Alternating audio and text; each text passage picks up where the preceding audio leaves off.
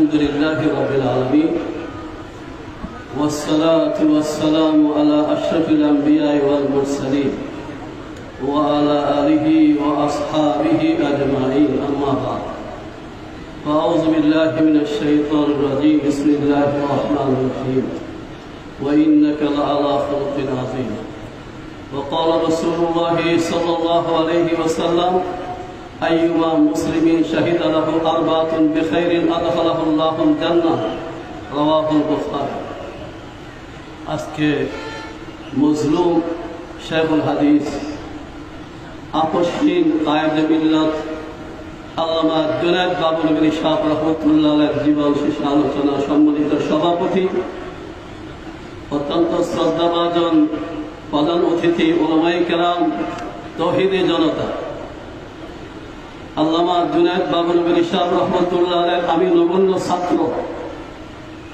তিনি ছিলেন উনার নানা কুতুবে আলম আরিফ বিল্লাহ হযরত মাওলানা হারুন বাবুনগরী সাহেব রাহমাতুল্লাহ আলাইহির নূরে নজর। ছোটকাল থেকে তিনি অত্যন্ত জহিন মেধার অধিকারী।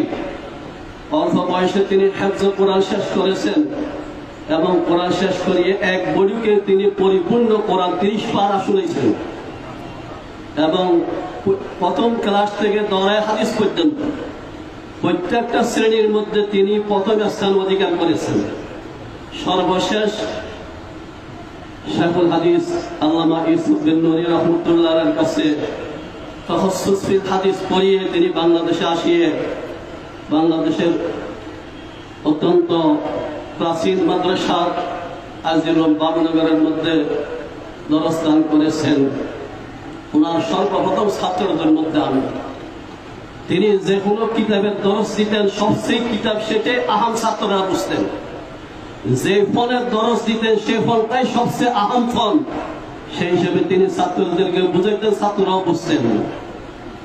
তিনি একটা বিশেষ বৈশিষ্ট্য দরসের মধ্যে জকি মুতাওয়াসসিত গভীর সব ছাত্র ওনার দরস বুঝে নিতে পারতেন এবং মাদ্রাসার মধ্যে আসরের পরে সবার ব্যস্ততা সব দিকে, কিন্তু উনি একজন ব্যক্তি এমন দেখছি আসরের পরে মাঠের মধ্যে পানি বিছাইয়া আমাদের 2-4 নিয়ে হযরত থেকে এটা রাখো এটা পড়ো, এই মেহনত কষ্ট মুজাহাদা করেছেন।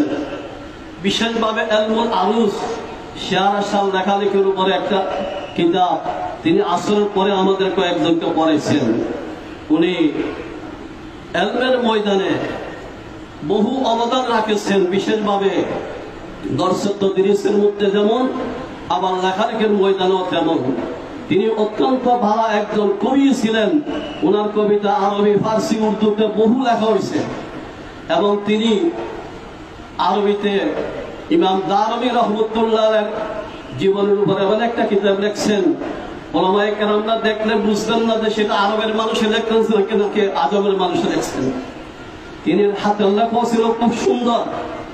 আমাদের মুরব্বী দারুল দেওয়ানের মুতারিদ রহমাতুল্লাহ আলাইহির সুযোগ্য খলিফা আমাদের উস্তাদ মুহতারাম মুর্শিদ আজম শাইখুল ইসলাম আল্লামা আহমদ শফি সাহেব রহমাতুল্লাহ আলাইহি বুখারী শরীফের তাকরীর জমা করেছেন।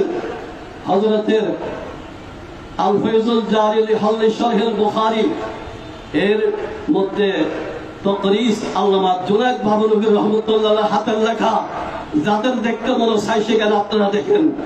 হযরতের ব্যাপারও লেখছেন, হযরতের হাতের লেখাও দেখতে পারবেন। হযরতের জিয়ালখানা থাকা অবস্থায় সর্বশেষ যখন অসুস্থ বেশি, হযরতকে বারডেমে সরকারের পক্ষ থেকে ভর্তি করা হয়েছে। সেখানে ডাক্তার মনিরের মাধ্যমে হযরতকে দেখতে গেছে। হযরতের সাথে লম্বা কথা বলার সুযোগ দেন, 1 মিনিট কথা বলে বের হইতে বলছি।